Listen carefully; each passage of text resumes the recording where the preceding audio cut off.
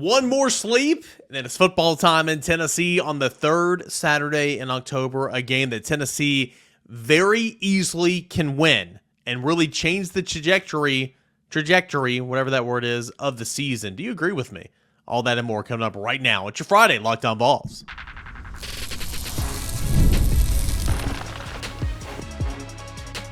You are Locked On Vols, your daily podcast on the Tennessee Volunteers. Part of the Locked On Podcast Network, your team every day. Hey, good Friday morning, everybody. Welcome into Locked On Vols. I am your host, Eric Kane. Can't thank you enough for being here, making Locked On Vols your first listen each and every single day. We're free and available wherever you get your podcast. Big show coming up today about this rivalry, what it means to me and to many people listening and watching, the keys to victory, who wins and why, and Boogie Bentley on for an extended period of time, segments 2 and 3, as we do each and every Friday. Big shout out to our friends over at FanDuel Sportsbook for making every moment more. You can place your first $5 bet to get started and $200 in bonus bets guaranteed. All that and more over at FanDuel.com. All right, so I stumbled over the word trajectory there in the open, and I still didn't say it correctly. You know me and words. But, you know what I'm saying? And I'll kind of end on this later in segment number 3. Like, right now, here's some facts. You're 5-1, you're 2-1 in SEC play. But if I were to poll 10 Tennessee fans, say, hey, what do you think about the Vols this year? Hey, what do you think about the Vols this year? Hey, what do you think about the Vols this year? The majority of them, if they're paying attention, would start off like, oh my gosh, the offense, what's going on? Nico, Bus, play calling, Josh Heupel, what's going on? But you're 5-1. And again, I'm not trying to gloss over that and say everything's perfect, because it's not, man. Tennessee's got some warts they got to work through offensively, for sure. We've talked about it all week. We'll talk about it with Boogie. I'm not trying to say there's no worries, because there is. They got to get better. But, you're still 5-1, 2-1. And if you win this game, where I think Alabama is completely all over the map, I think Alabama's got tons of issues. You're 6-1, 2 or 3-1, and you look at that schedule, and sure, there's no gimmies, but you've got one more truly challenging football game left on the schedule. And if you handle business, you're looking at a 10-2 season. This game is monumental for all those reasons. College football playoffs, we talked about this all week long. But, it feels like you're not a good football team right now. And let's not forget, you have a very good defense. You have a very good running back who's leading the SEC in rushing. You have, I'm not going to give up on him, a really, really good head coach and a really good young quarterback that's going through some growing pains. You are close. And a win right here on Saturday would jump yourself back or put yourself back in the college football playoff conversation, okay? It would put yourself back in the national spotlight of terms of being one of the better teams in the country, because you were getting all that love early on. And then the offense slowed up a bit at Oklahoma, and myself included. I thought it was a good coaching job because they did pull back, okay? Sure, they couldn't protect him. Sure, it wasn't going great offensively, but they did pull back, and a lot of people said, oh, what a coaching job. I said it too. But then you go to Arkansas, and your offense can't score, and then you go to Florida, and your offense is still struggling. So, it's obviously the offense is not where it needs to be. And not everybody's talking about you as being one of the best teams in the country. Not everybody's talking about you as being a college football playoff favorite. You win this game and that changes. But more than anything, you win this game, it's a win over Alabama. It is a win over that team that has beat you every single year for 15 years straight. That team, that win streak that was snapped in dramatic fashion on a 40-whatever-yard field goal from Chase McGrath, 40-yard field goal. The knuckleball, it splits the uprights. The Hendon Hooker, Jalen Hyatt game of 5 touchdowns.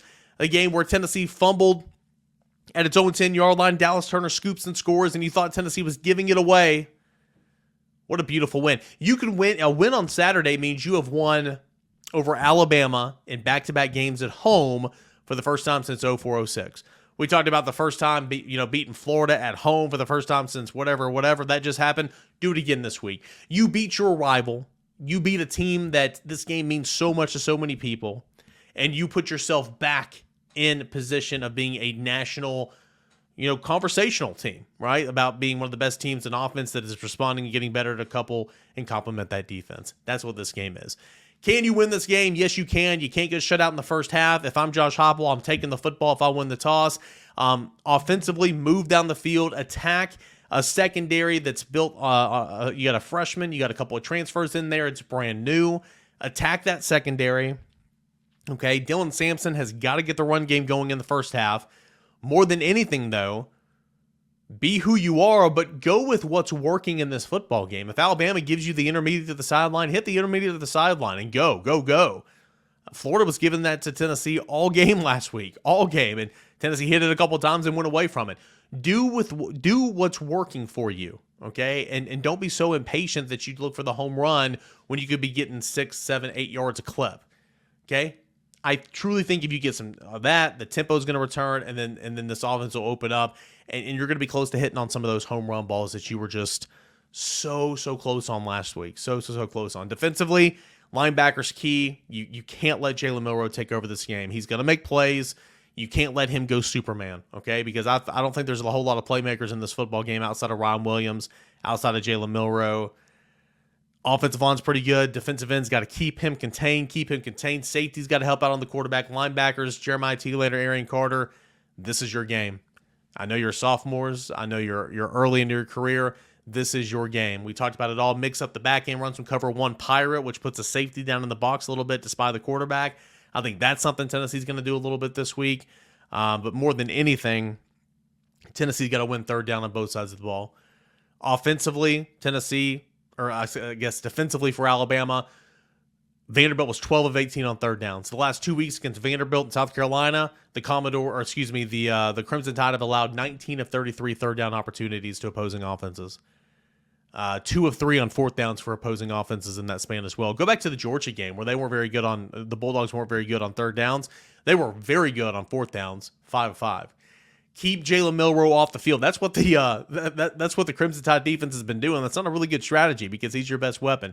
If you're Tennessee, you need to feed into that. You need to keep that going for sure. Who wins today and why?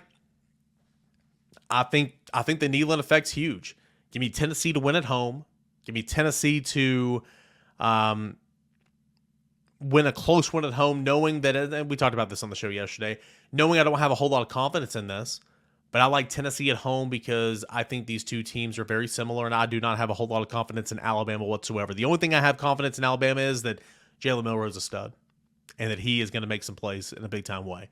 But give me Tennessee. I think the offense will take another step. I think this defense, it's going to allow a touchdown. It's going to allow a couple touchdowns. It's going to allow some plays, but I think this defense will just continue to come at you with relentless pursuit, just like we've seen the first 6 games of the season. Give me Tennessee 30, Alabama 27, and that's with the lowest amount of confidence I can possibly get. What say you? Boogie's going to pose a question here in a moment in the comments section. I'll save it for him, but what say you? Would love to hear your score predictions for this football game. Hey, when we come back, we'll get into it. Locked On Talking Vols, Boogie Bentley of the Talking Vols Network. That is coming up next as we continue on here with a Friday edition of Locked On Vols. Guys, sometimes intimate moments happen spontaneously. Let's be mature about this, okay? Let's talk. And we always want to be ready so we can perform in the bedroom. Hims provides access to treatments that can help you stay the way you need to and last longer, giving you the boost of confidence so you can be ready whenever the mood strikes. Hims is changing the men's healthcare game by providing you with access to affordable sexual health treatments from the comfort of your couch. Hims provides access to a range doctor-trusted ED treatments like chewable hard mints, Viagra, Cialis, and their generics for up to 95% cheaper at the cost. The process is 100% online, so there's no need for uncomfortable doctor visits. Just answer a series of questions on their site, and a medical provider will determine the right treatment option. If prescribed, your medication ships directly to you in a discreet packaging for free. No insurance is needed.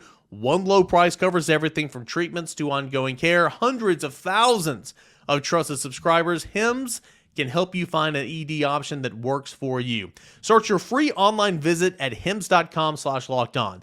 That is HIMS, hims.com/lockedon for your personalized ED treatment options. hims.com/lockedon. The products mentioned are chewable compounded products which are not provided or which are not approved or verified for safety effectiveness by the FDA. Prescriptions required an online consultation with a healthcare provider who will determine if appropriate. Restrictions apply. See website for details and important safety information. Subscription required. Price varies based on the product and subscription plan. So a big thank you to Hims for being a proud sponsor of the show, and I also want to give a shout out to our friends over at Home Field Apparel, the exclusive apparel sponsor of Locked On Vols. Football season is nearly here. Football season is here, mind you. Football season is midway through the season, right? We were in mid-season form. You can smell it in the air. The temperature's dropped here in East Tennessee. I'm wearing a hoodie today. I love it. And if you're heading out to Neyland Stadium this weekend, be sure to be decked out in style thanks to Home Field Apparel. Can't miss kickoff 2024 campaign. You can get football jackets, bomber jackets, coaches jackets, boxes, and so much more. These football boxes contain 3 never-before-seen items for the University of Tennessee that are not available anywhere else. They're curated so fans have new gear to wear all season long, suitable for all weather conditions. Again, this weekend it's going to be a little chilly.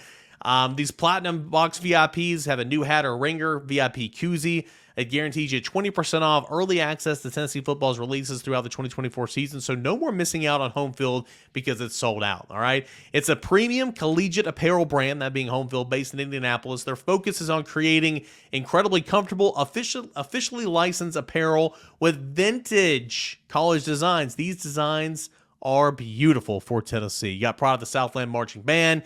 You got tons of different options. It's awesome.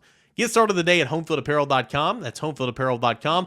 Homefieldapparel.com to get started today. Big shout out to Homefield Apparel. All right, Boogie. Hey, better segment here this week, right? At least we can reflect a little bit on a win. It wasn't pretty. It wasn't easy. But end of the day, you got the third Saturday in October coming up tomorrow. Tennessee, Alabama. You're 5-1, 2-1 in SEC play. You found a way to beat a rival in Florida Gators. Things could be much worse.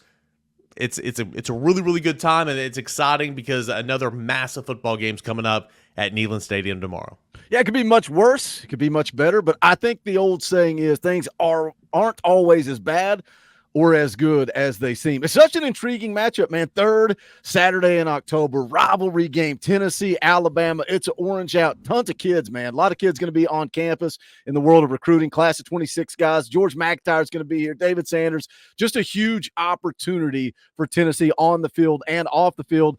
And it's intriguing, man. You look at this Alabama defense and where they're at, and then you look at this Tennessee offense and where they're at. Which weakness is going to step up and make a play here? You look at the schedule. Tennessee drops the game to Arkansas. I don't think many of us expected that. You bounce back and win a rivalry game against the Gators. Then you flip over and look at Alabama. They lost to Vanderbilt. Like, are you kidding me? Everybody wants to talk about Tennessee season is over. How about Vanderbilt beating Alabama, and then they crawl their way to victory over South Carolina? I don't know what to think of this game. We went into our predictions Wednesday night. I said, I have no idea who I'm picking to win this game because it's that interesting of a matchup. Both teams have everything to play for. If it's truly a week-by-week game, then let's go take care of business on Saturday and let's make it to the college football playoff. I think it is wide open. And I said this on Sunday night when I did a hit. I said this on a crossover show yesterday. I also said I don't have confidence in either team to win this game. I just think it's wide open for many of the reasons you just pointed out. I want to talk Alabama here in a moment. Let's revisit briefly Tennessee and Florida. I know it's Friday. I know the game was 5-6 days ago. I get it. But, Boogie, tell me where I'm wrong here. Obviously, I know Tennessee is not where it needs to be. There are steps that got to be taken. I mean, this offense is disappointing, okay? But when I went back and watched the tape, man, I thought the offense did a lot of good things compared to Arkansas. I thought they were close on several plays. I thought that, the effort was better. I thought pass blocking was better. I thought the offense was significantly better against Florida than it was against Arkansas, still knowing there are a couple of levels that they got to reach. You said the word encouraging on my show Monday morning, and then that is the word that I've used all week long. The offense to me was encouraging. Did it look the way you want it to look? No. You scored 0 points in the first half back-to-back weeks. Yeah. If you go out and do that on Saturday, you're in trouble. You're going to have to score some points in this game. By the way, if you're listening, put it in the comment section right now. How many points does Tennessee have to score to guarantee a win? That's an interesting thought for me. So put that in the comment section. But they did some things that encouraged me, right? Rolling Nico out of the pocket. And you I love listening to Cole Kublik go on his rant about the Tennessee-Florida game because you're a couple of plays, right? Good players make plays. Nico puts a ball on Squirrel White or one of the other wide receivers running open down the field. You had guys open. People want to complain about the scheme. And, man, I even broke it down and, like, looked at the numbers. And you talk about the 3 balls that Nico missed. He finished the day 16 of 26, 169 and an interception. The one ball snapped at the 18 that I think it was Squirrel had 5 yards of separation. You hit that. Now all of a sudden you're going from 169 yards to 251. There was a second ball that was missed. It was snapped at the 26. Tons of grass, tons of room. If Nico throws that ball where he should, that's a touchdown. Now we're talking about 325 yards and 2 touchdowns. There are plays to be made, and I think they're making Nico a little bit more comfortable. That encourages me. And we talked about this Monday, and you kind of disagreed with me. The more I've thought about it, the more I've watched, I think maybe they are simplifying things a little bit for Nico. Maybe they threw too much at him, and that made him uncomfortable. He hasn't felt comfortable on screen. And again, I'm not in Nico's head. I have no idea what he's thinking. Happy feet, looks like he's trying too hard to make a play. Let's make him comfortable and set him up for success. And I think this offense can get clicking, get rolling right here halfway through the season. I was in the car coming home the other day, and I was listening to Josh Ward, who's our Wednesday guest, and, of course, VFL Jason Swain. And Swain said something that I couldn't agree more with. I mean, if you walk through the door every single day at 3 o'clock and somebody's there to hit you upside the head, you walk in that happens Monday, Tuesday, Wednesday. You walk in there on Thursday, and you're gonna walk in and just kind of flinch a little bit because you know it's coming. It's not there, but you're still flinching. Even when Nico's getting a clean pocket, at times he's got happy feet. I mean, it's human nature, and you gotta, first of all, you gotta protect him better. You gotta work through that as a quarterback, obviously. But that's something I noticed in the last game. It's like, bro, like you're getting some time here. It's all right, settle down. But can you really blame him? I'm with you, man. A couple of those deep balls, dude. And a couple of those I thought should have been caught. I thought Nimrod obviously should have caught 2 of those. The one over the middle was a drop, last play regulation. The one to Squirrel in the red zone, you had a guy putting his hands up in your face, and that could have maybe been a touchdown. It was like an inverted squirrel route to Squirrel. I think that's what you call it. And he just flat out missed him, man. That could have been a touchdown as well. So anyway, I think that you were significantly better last game offensively than you were against Arkansas. Dylan Sampson in the run game has come alive in the second half. You'd love for that to get going a little bit earlier, but I think a key in this football game, Boogie, is you obviously can't afford to, be blanked in the first half. You are not good enough right now to come back down a couple of scores. You did against Florida, but Florida ain't Alabama. And I know Alabama's not the Alabama of old, but last time I checked, they still have a true difference maker at quarterback and a 17-year-old wide receiver that's pretty good. And number 2 wide receiver that nobody talks about, the transfer from Washington that I think is really good.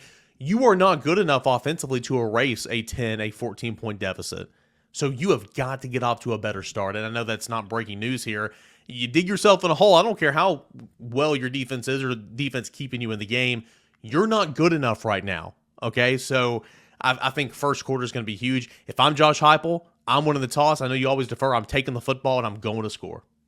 And look at last week, right? They were doing that. That first drive, they were moving the ball. Nico with an absolute dart over the middle of the field on a third down when you got stacked wide receivers that everybody's been asking about and looking for, and Josh Heupel brought that back, and you were running the football good with Sampson. You get a 3rd and 1, and I'm going, man, I'm playing, coach from my couch, and I'm going, this is the time. This is what we've talked about all week. Nico needs to run it. I'm going, keep it, Nico. Just pull it and go, and it's going to be there. He goes to pull it, and what happens? A fumble. And that's why, gosh, man, it's so much coach speak and so cliche. Josh Heupel up there in front of the media saying it takes 11 guys doing ordinary things at an elite level. Guess what? Keep it simple, stupid. That's college football. That's peewee football. 11 guys doing ordinary things at an elite level. If you do that first drive, and it's such a game of momentum, and especially this offense, man, when it gets going, you convert that, boom, let's line up, let's go quick, let's go again. You go down and score a touchdown early, that game may look completely different. And again, the miss is deep. You hit 1 or 2 of those, this game's completely different. But let me tell you something. Let me go back to the word encouraged. I sat here and watched Tennessee lose to many Florida teams that were not very good. We had better talent. We didn't have better coaching. But Tennessee was down 10, and they fought back, and they took the lead. And then they can I say piss? Can I say they pissed it away here on Locked On Talking Balls? Yeah. I just did. You may have to edit that out. I hope you have to edit it out. Look, they pissed away the lead, and you go into overtime. I've said much worse that I've had to bleep out, so you're good. Yeah, don't bleep me on a Friday morning, Locked On Talking Balls. But how many times, man? I'm just looking at my TV, going, I've seen this movie before. We're about to piss it away again. But no, man, this team, they still have confidence. Josh Heupel said that to the media this week. This offense still has confidence. So yes, it didn't look the way we wanted. We still got the win. We still have an opportunity. Everything's still in front of us, and it starts with Allen. What better team to go out and make a statement? You know, we talked about Tennessee beating Florida at home back-to-back for the first time since 1992. You got another chance. Let's turn some of these streaks around. Let's put it in our favor. The Tennessee-Alabama rivalry has always been a game of streaks. What was it, 04-06 last time back-to-back home wins? Let's do it. Let's take care of it, and let's start moving the rivalry our way. Yeah, I mean, as bad as it feels right now offensively, and again, I'm not sugarcoating it, it is bad right now, okay? And it's been bad for a couple weeks. I'm with you. Like, Nico's got to play better. I mean, it's the same song and dance. We've talked about it for 2 straight weeks, okay? I'm not trying to sugarcoat this and say it's all roses, because it's not. But as bad as it feels right now, I mean, you said it right there, like, Nico's still got so much potential. You have an offensive line, minus Lance Hurd, that has done this before. Like, they haven't just forgotten how to play football, okay? Like, they've done this before. Dylan Sampson's already doing what he's doing.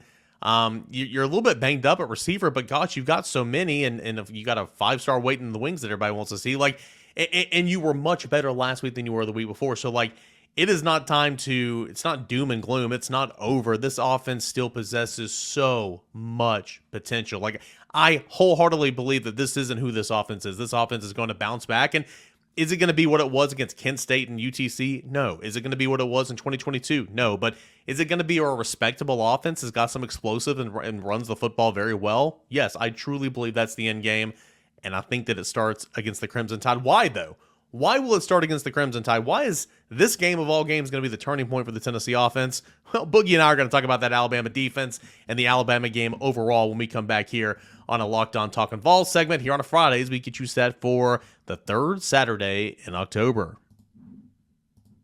I want to tell you guys about my friends over at FanDuel Sportsbook. NFL fans, you can start the season off with a big return. Let's not hit my microphone. On FanDuel, it is America's #1 sportsbook. So when you get a hunch in the middle of the game, you can check out the latest stats, view the live play-by-play, and so much more on the same page where you place your bets. You'll get started with $200 in bonus bets, guaranteed, when you place your first $5 bet. So $200 bonus bets, guaranteed. All you have to do is place a $5 bet. That's pretty good. You know, college football this weekend, of course, time of this recording, Tennessee is still sitting at a 2.5-point dog at home. A 2.5-point dog at home. I know that's not a pick 'em, but boy, it feels like anybody's ball game right now, but especially how Alabama's all over the map, Tennessee's defense, the way it's playing, and just the, like we were talking about last segment, just the untapped potential that's still waiting there of the Tennessee offense. Plus, I think the Neyland experience, get Neyland loud, it's a real thing. It certainly was the other night. Coin in your pocket. Check out all the plays, college, NFL, Tennessee, and beyond over at FanDuel. It's America's #1 sportsbook. FanDuel, it's where you can make every moment more. Got a final segment left here, getting you set for the 3rd Saturday in October, Tennessee and Alabama. Boogie Bentley from the Talking Vols Network coming on for his weekly spot here. I kind of teased it before last segment. I think Tennessee's offense gets back on track. I think Tennessee starts off strong. This defense, Boogie, it is not Nick Saban's defense. It is different personnel. There's no Dallas Turner. There's no Caleb Downs. There's a lot of those guys who are gone, transferred. 4 cornerbacks that were on the roster last year, no longer in the program. You got a freshman starting in the secondary. You got a transfer at safety. You got Malachi Moore kicking footballs. I mean, it is... There's some players there, don't get me wrong. I'm not trying to say they're not talented, but it's a different scheme. You go from a 3-4 base to a 4-2 to a, walking down for a 3-man front at times. It's very different. And third down defense the last 2 weeks has been abysmal for Alabama. There is opportunities there, Boogie. Yeah, I talked on our Wednesday night show. I think a big key, and it's stupid. It's very basic football, offensively and defensively, is win first down, man. Tennessee has to win first down and let themselves. It's such a this offense. You have to get going. Once it gets going, it's hard to stop. But if you have a false start or a delay a game, if you have a delay game coming off of a kickoff, I don't know what it is. I thought I sat here and threw darts and blamed Joe Milton last year. Happens a couple of times this year. We got to clean things up, play clean football, but win first down, set yourself up for success. I love what you said. It's not Nick Saban's Alabama defense. And if you do a simple look at just statistics, right? Just the basic statistics for Alabama, and stats don't always tell the full story, but look, we're halfway through the season. So they tell me a little bit of the story. Oh, yeah. 41st in points allowed per game. 55th in total defense, 63rd in passing defense, 55th in rushing defense. So they're not very good statistically. And that's why it's such an intriguing matchup, because you could say the same thing about Tennessee's offense, and you could look at their numbers and say, well, they're just not very good. But when we live, breathe, eat, and sleep Tennessee Vol football, we know that they're right there, man. They are right there to turning the corner. We do a film breakdown with our coaches over on Talking Vols, Coach Jay, Coach Rice. Coach Rice was talking about what Tennessee needs to do on offense, and he said their safeties are very attackable. So if you get guys running free, you get guys open, just put the ball on them and go make a play. And I think there are going to be plays to be made against this defense, because they're mediocre. They're average. I mean, you look at what Vanderbilt scored on them. You look at the points they've allowed throughout the course of the season. You know, I know that Georgia game, I'm sitting here thinking, man, this Alabama team is unbeatable. They are way better than I thought they were going to be. Georgia is Georgia. And then as the season plays out, it's like, I don't know anything about the SEC. Anybody can beat anybody. We're halfway through it. But you know what? More than anything coming up on Saturday, why it's a statement game for me, because of the numbers and the color of the jerseys. It's the red team, and it just means more, man. It just means more. It's a statement time on Saturday. Yeah, you're talking about stats don't tell the full story. Well, if you look at Tennessee's stats, I think offensively Tennessee's averaging 42 points per game. Yeah, they don't always tell the full story. In SEC play, you're averaging like 20 points per game in 3 games. So, yeah, I think that there's just an excellent opportunity there to exploit that secondary, as you were talking about, to build off that run game that I think is going to be getting off to an earlier start. Third down defense the last 2 games against, I mean, Arkansas was 12 of 18 on third downs against Alabama. I mean, Diego's a baller, but come on, like that shouldn't happen. Last 2 games, 19 of 33 on third downs. Last 2 games alone, 2 of 3 allowed on fourth downs. In the Georgia game, the Bulldogs were not good on third downs, but on fourth downs, they were a perfect 5 for 5. This defense not putting teams away, and this defense is allowing Jalen Milroe to stay on the sidelines, and that's not the goal of what you should have for a star quarterback. Speaking of Jalen Milroe, man, same song and dance. We know the preparation for Jackson Arnold, the preparation for Taylor Green. It was kind of the opening act, right? And what we thought, leading up to the main event, which is Jalen Milroe in terms of his 11 rushing touchdowns, his ability to stretch the field with his arm, extend the plays with his legs. How are you defending Jalen Milroe, knowing that, hey, Tennessee, that streak of 8 straight quarters not allowing a touchdown in the first half, that's going to be wiped out this week probably. Okay, let's just say it out loud. Like, hope not, but it's probably. Jalen Milroe is going to make some plays. How do you not allow him to own the night and slow him down enough to let your offense try to take a lead? I mean, he can make plays down the field with his arm, right? I mean, he can, but I think if you're going to beat him, I would rather make him beat me with his arm. You got to keep him in the pocket, stay in your rush lanes, the same old song and dance with all the other mobile quarterbacks that we played. He's a football player, man. Like, I hate Alabama, and I hate anybody that wears the Alabama jersey, but I do kind of like, I watched Jalen Milroe play, and like just some of the simple play calls. And, again, I talked about this on our show Wednesday night. The quarterback power, like, can Nico please run that? Like, yeah. I said all year last year, why can't we just run a straight up quarterback power with Joe Milton? Like, he would have been so good at that if he ran with aggression. Jalen Milroe runs that play as good as anybody. He's patient. Was it Kirby Smart that said after the Alabama-Georgia game that he's basically an SEC running back that can also throw the ball down the field? Yep. But if you're going to beat him, I think you have to force him to throw the football. He would be leading their team in rushing yards if it wasn't for the negative sack yards. I mean, that's how big of a player he is. Let's call it what it is, Boogie. Hey, the Alabama traditional run game to this point has not been good. Has not been good at all. And so it's like you try to make them one-dimensional, but it's like be careful what you wish for, because when you make him one-dimensional, he gets you through the air, and of course he can get you with his legs. Because he's got like 435 rushing yards or something before sacks, and that's over 100 yards to what Jam Miller's been giving you there as the RB1. But what do you think though? Like, rushing yards, yes, but you also look at yards per carry. I mean, Jam Miller averaging 7.1 per carry, Haynes 6.4 per carry. That's pretty good. That's pretty good click per carry from the running backs. But I just think Tennessee's secondary, I think they're better than a lot of people think. And I think a lot of people are starting to take notice of just how good, especially Jermod McCoy is. And again, let me plug my coaches and what they do breaking down film. They said if you're going to beat Ron Williams, get in his face, get hands on him, be physical with him. Do you put Jermod McCoy on him and say, hey, go rough that kid up? He's 17. You're a grown man. Go show him what grown man football is and get your hands on him and disrupt him, and you can kind of stop him. But I think that's the recipe for success on Saturday afternoon is make Jalen Milroe beat you with his arm.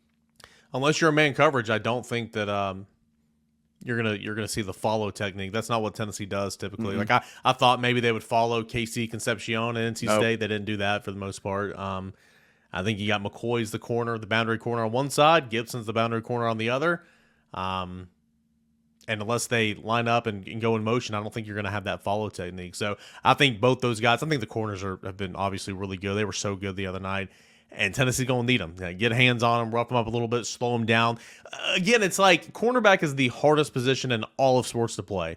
Quarterback is the most important. Cornerback is the hardest position in all of sports. It's up there with catcher in baseball.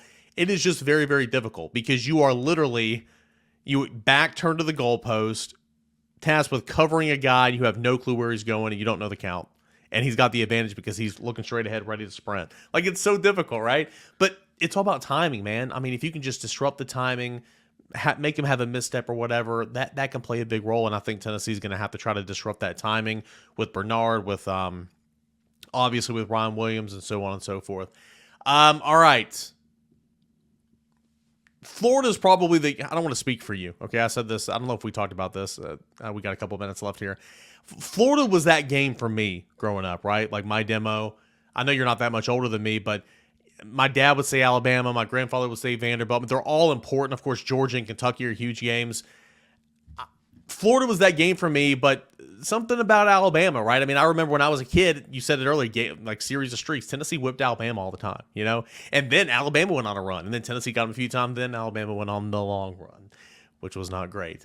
What's this game mean to you, man? I think this game means so much to so many people. I think this game, knowing that Alabama has Auburn and Tennessee's got those other teams I just mentioned, but, you know, it's got a special place in college football, a special place in Southeastern Conference. It's the third Saturday in October. I look forward to this game every single year in the last couple of years because I knew it would be a pretty good football games. Anybody that has ever watched my channel one time knows that I hate Georgia with everything in my being. So much so that Locked On Vols allowed Kaner to do a live stream right here. And he said, Boogie, come hang out. You got to be here. It's my first ever live stream. And I insulted Georgia fans. And I told him there are no good Georgia fans. Eric, there are none. Guess what? He's not been allowed to live stream since. I was going to say first and only live stream. Yeah. So you want me to come on here and talk about Alabama fans? I think the same way about them. Florida's funny. You mentioned Florida. Most people my age hate Florida because it was always that SEC East rivalry. Whoever won the Tennessee-Florida game, they were going to whip everybody else, and they were going to go to Atlanta and play for an SEC championship. I hate Georgia because they never did anything. But they always put themselves up there. And then that's almost what's sad is Florida was so good. And then Alabama was so good that apathy almost set in. It's like, all right, third Saturday in October, we're going to get whipped. But when we beat them in 2022 and the goalpost came down, we're all celebrating, man. I got emotional because Josh Heupel has turned the tide. I know so many people have used that pun, and it's like, what else are you going to say? I see what you did there. It's so stupid. Like, I don't even want to say it. Can we edit that out? No, I wish they would go back. And it's like you grow up a Tennessee fan, you are raised and taught to hate Alabama, the red team, right? They're not even Alabama. They're not Crimson Tide. They're the red team. And I wish they would go back and go orange versus red. It ain't 1932 with black and white TVs when Hubbs was up there in the booth calling his 50th season. Let's go red versus orange, and let's get back. That would be such a cool thing to do. But, yeah, I hate Alabama, but everybody knows that Georgia, there are no good Georgia fans, Eric. There are none. I don't want to steal your thunder. I don't know if you've done it already this week here on Friday morning. I know you've got a show coming up, you know, simultaneously or a little bit later, depending on the time people listen to this. You got a score prediction you want to make public yet? If not, it's totally fine. I asked earlier in the show. See, old YouTuber rolling through. I don't know if you know this. I'm not an expert or an insider or not. I'm not media. I'm not a journalist or a reporter. I don't break news. I talk about news. I'm a fan and I speculate and I have fun. But I like to do a little YouTube thing where I say hit the comment section. 30 points. 30 points is my number. Tennessee has to score 30 points. This offense hasn't scored a touchdown or a field goal in the first half the last 2 weeks, but I am encouraged. Coming full story. I am encouraged. I think Tennessee gets to 30. I'm going 31-27 Vols. Do I have confidence in that? Absolutely not. Is that a homer pick? 100%. I have no idea who's going to win this game on Saturday. No clue. Like I felt confident every week up until this point. Even the Arkansas game, it's a loss. I felt confident. I don't know what I feel this week. I have no clue what's going to happen on Saturday, but that is going to make it fun to watch. Yeah, the only confidence I have in this football game when I'm looking at Alabama, because I'm thinking about Tennessee, it's like, well, Alabama, they've got just as many issues, if not more, than Tennessee, right? The only thing you can say that is true about Alabama is Jalen Milroe and Ryan Williams are players, and they're going to make some plays. Outside of that, very, very iffy and all that. So, cut, record, playback, what you just said, essentially what I've been saying all week, right? Like, I don't have a whole lot of confidence. I think the Neyland experience is real, which is why I'm going to give it to the home team. If this, I'm not going to lie to you. If this game was played in Tuscaloosa, I'd pick the Tide. I would. But this game is not played. I think it's that close, and I think playing at home is a big deal. And I don't think Tennessee's offense is going to be shut out in the first half or the third straight week. Call me crazy. I don't see that happening. So I think that will go a long way as well. Boogie, as always, man, I love wasting everybody's time with you here on Friday mornings, talking about 20, 25 minutes of Tennessee football and whatever else that comes to mind. It's always a pleasure, and let's do it again next week, all right? I think we'll do it. Maybe we'll release the pre-show. Maybe you can start a Patreon, and they can listen to the 30 minutes of nonsense that we talked about before. Some of that would be great. Some of that would be getting us in trouble. Some of that would be flagged and couldn't go on YouTube. There's a lot of things that are in that pre-show conversation, but yeah, little after hours locked on talking Vols. I like that. Love it. All right, brother. Appreciate you as always, man. We'll see you on Monday morning on your show. All right, sounds good. All right, that is Boogie Bentley of the Locked On, or it's of the Talking Vols network. We call this little bit Locked On Talking Vols because Boogie joins me every Friday morning for a couple of segments. I join his live show, Monday Morning Quarterback. I'm not a quarterback, but it's kind of that play there that the old radio segment on Monday mornings, and I join his show then and talk about what happened over the weekend. So if you are here at this channel and not familiar with Boogie's work, please go check out his channel. He's got a team full of coaches and analysts, and they do a great job, and it's exciting stuff for sure, and they do stuff throughout the week. So you can check us out here and check his show out there. It's Talking Vols. All right, boys and girls, big one, huge one this weekend. Third Saturday in October. Tennessee wins this game, and you are sitting pretty. Fans are thrilled. If Tennessee wins this game, I think Nico's going to be playing a much better football game. I think the offense is going to be playing better. And it's real, guys. It's not like you entered this game so many times and you just knew Tennessee wasn't going to win.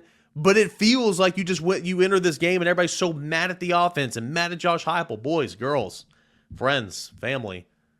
It is right there. This game is up for the taking for either team. So as bad as you think it is, Tennessee's got a real chance. I'm picking Tennessee to win this week. This college football season has been drunk. It's been fun, and I've had a blast talking about it with you guys right here on Locked On Vols. If you're going to the game, stay safe, enjoy it. Have a post-game show later on Saturday, early Sunday morning. We'll be right back here Monday morning to recap win, lose, draw, everything that happened. Tennessee and Alabama. Let's see what Tennessee can do this weekend. And I appreciate you guys, as always, making us your first listen, your first watch right here on Locked On Vols.